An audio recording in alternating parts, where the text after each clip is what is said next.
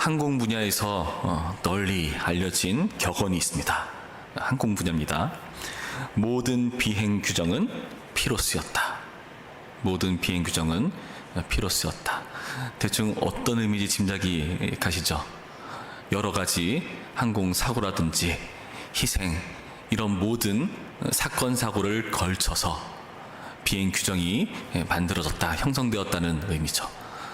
하이제킹도 그렇고, 그리고 사건 사고, 추락, 이런 여러 가지 위험 속에서 나름대로 비행기를 잘 조종하기 위해서, 안전하게 사람들을 옮기기 위해서 만들어진 그런 격언이라는 것을 우리는 알고 있습니다.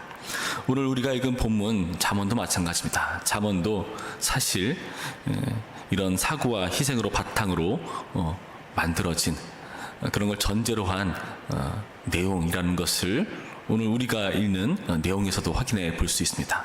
그 내용이란 뭘까요? 어떤 사고와 희생, 어떤 불편한 부분이 있길래 이런 내용들이 있게 되었는가? 함께 짐작해 봅시다. 24절 말씀 보시면 이렇게 되어 있죠. 24절 말씀, 노를 품는 자와 사귀지 말며 의분한 자와 동행하지 말지니 그의 행위를 본받아 내 영혼을 올무에 빠뜨릴까 두려움이니라. 노를 품는 자와 사귀지 말라고 합니다. 의분한 자와 동행하지 말라. 그러다면 어려운 일이 생길 것이다. 경험과 자신의 여러 가지 어려웠던 그런 생각들에서 만들어진 격언 아니겠습니까?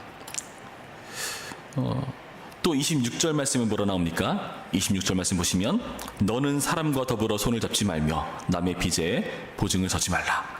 만일 갚은 것이 내게 없으면 내 두은 침상도 빼앗을 것이라. 내가 어찌 그리 하겠느냐.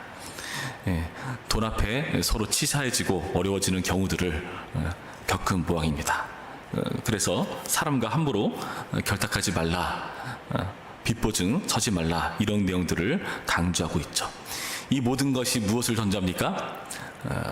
사람과의 관계 속에서 경험으로 형성된 거잖아요. 사람들에게 이리 치이고 저리 치이고 하면서 뭘 배웁니까? 사람은 한계가 있다. 어떤 한계일까요? 죄악된 본성을 가진 한계라는 것을 우리는 알 수 있습니다. 사람들은 죄인이죠. 그 죄인이란 전제에서 우리가 생각하고 이해한다면은 사실 많은 것들이 이해가 됩니다. 사람이 죄인이라 그래. 다 맞는 말이죠. 많은 분이 여기에 속하지 않습니까? 이런 죄인으로서 사람을 의지하지 말라는 것이 잠언에서 하지 말라는 내용의 많은 부분에 이 부분에 해당되는 내용일 겁니다. 사람의 죄성에 근거한 이러한 잠언의 내용들. 근데 더 심각한 건 뭡니까? 이렇게 죄악으로 가득 찬 세상을 살아가기 위해서는 보통 사람들은 어떤 방법을 취합니까? 더 악해져야지, 더 독해져야지. 죄인을 의지하는 게 아니라 이제는 죄인된 것들을 추구하는 모습에 대해서 경계하는 내용도 담고 있습니다. 28절 말씀 볼까요? 내 선조가 세운 옛 지계석을 옮기지 말지니라. 지계석이라는 것은 땅의 경계를 말합니다. 그 경계라는 것은 오랜 세월 형성된 그런 경계 아니겠습니까? 성경을 보더라도, 이스라엘 백성 입장에서 보더라도 하나님께서 각 지파마다 할당된 그런 땅이 있지 않습니까? 그 지계석을 함부로 옮기지 말라는 겁니다. 꼭 옮긴다는 건 뭘까요? 옛날부터 이어져 내려온 신앙의 전통과 하나님의 계획, 이 모든 것들을 어긋난다는 거죠.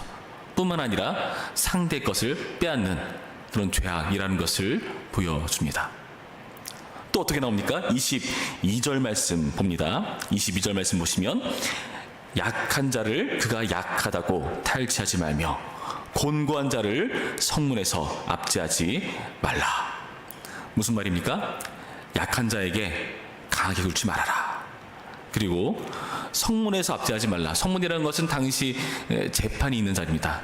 그러니까 성문에 자리한다는 것은 굉장히 자신의 지위가 높거나 영향력이 있는 그런 공적인 인물이라는 것을 대변하죠. 그런 성문에서 어떤 일이 벌어진다고요? 압제하는 일. 공적으로 상대를 괴롭히고 힘들게 만드는 그런 일들, 이런 것들을 하지 말라 말합니다. 공의가 사라진 세상이라는 것을 전제합니다. 악한 세상에서 살아남기 위해서 사람은 더 악하게 굽니다. 어찌 보면은 우리가 자녀들을 교육시키고 공부하라는 게 뭐 누구 잘 되라는 거야, 너 잘 되라는 거 아니냐. 그 말이 죄악된 세상을 전제로 해서 네가 그런 세상 살아남으려면은 더 똑똑해져야 돼. 더 남들보다 앞서 나가야 돼. 결국엔 뭘 가르치죠?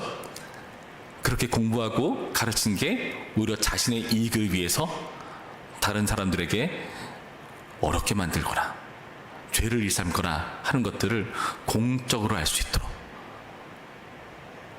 죄악으로 할 수 있도록 그렇게 허용해 버리는 것은 아닌가 하는 씁쓸한 결과, 우리는 여기서 확인하는 겁니다.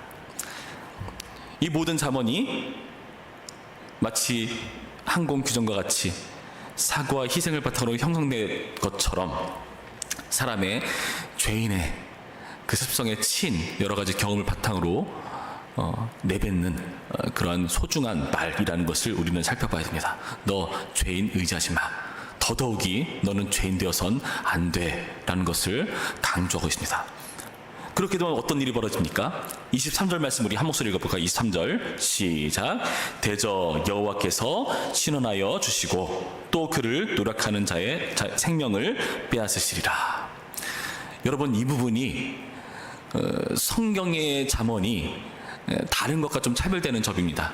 사실 잠언은 어느 종교, 어느 사회건 있는 법이죠. 심지어 우리 가족의 족보 내력을 보더라도 맨날 사람들 모이면은 어르신들 만나면 듣는 소리가 이런 잠언의 메시지 아닙니까? 차별성이 뭡니까? 바로 이 잠언의 메시지에 여호와께서 관여되시는 겁니다. 여호와께서 이런 약한 자들을 대변해서 그들을 대신에 신원해 주신다, 싸워 주신다. 그리고 그를 노력하는 자의 생명을 빼앗는다. 하나님께서 공의를 이루신다 하는 것을 밝혀주고 있습니다. 그러니까 죄인으로 살지 마 하는 것은 무슨 의미입니까? 죄인 의지하지 말고 죄인으로 살지 말라는 것은 결국에 너 하나님을 대적하지 마, 하나님을 적으로 삼지 마 라는 것을 강조하고 있어요. 여러분, 이게 차이입니다.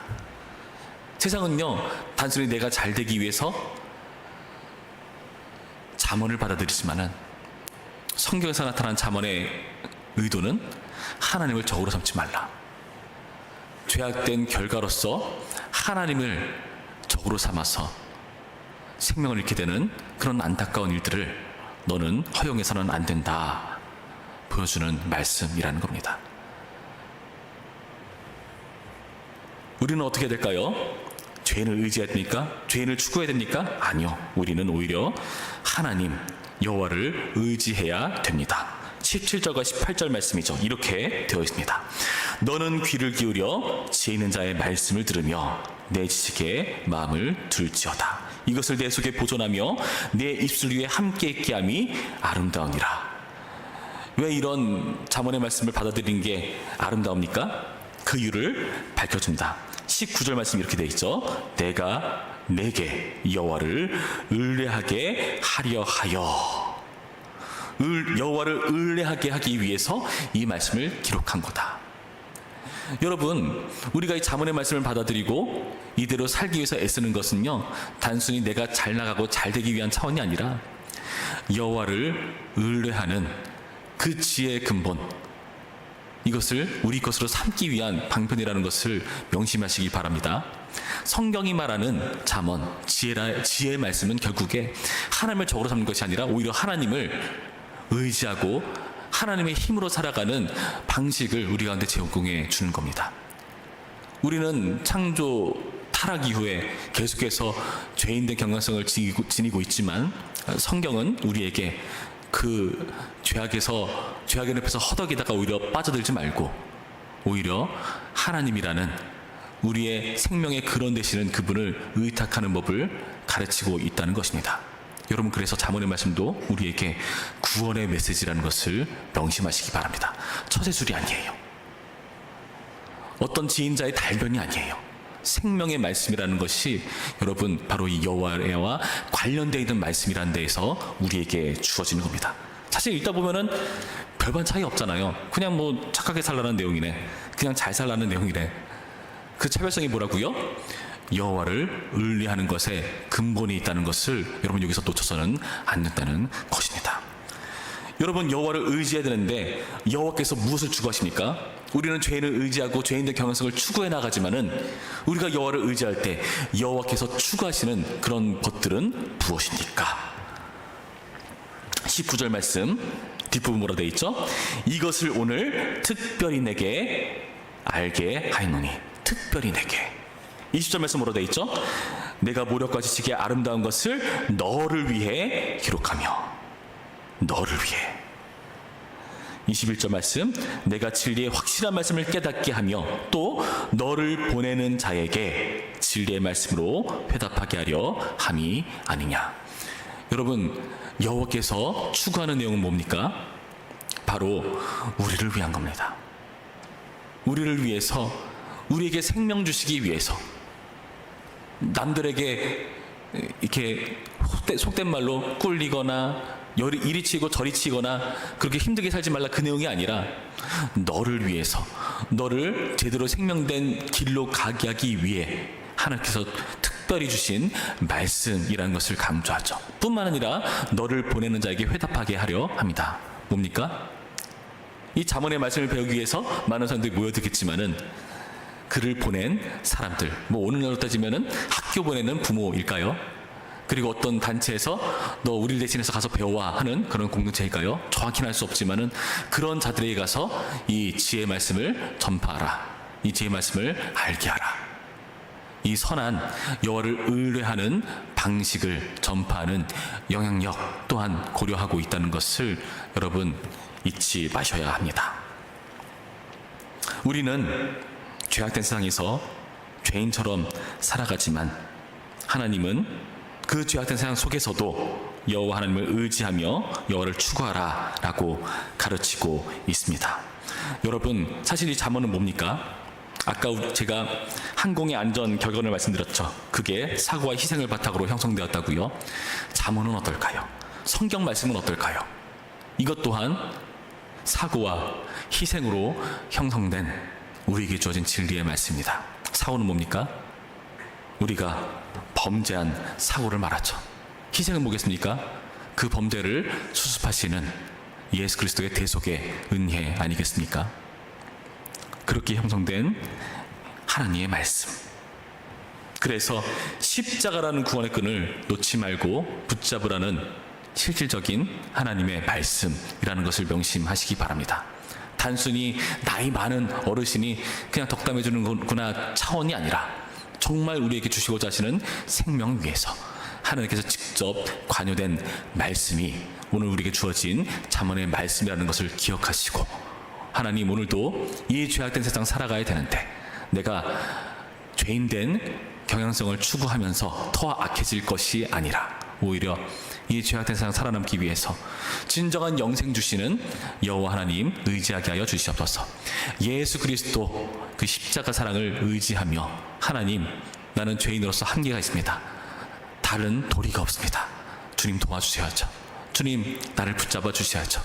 오늘도 살아갈 때 성령께서 우리 안에서 매 순간순간마다, 결정적인 순간마다 함께 하셔서 나를 보호하시고 지켜주시고 지혜롭게 영생을 얻는 그 길을 한 걸음 한 걸음 걸어나갈 수 있도록 인도해 주시옵소서 기도하는 오늘의 말씀 되기를 주님의 이름으로 축원합니다.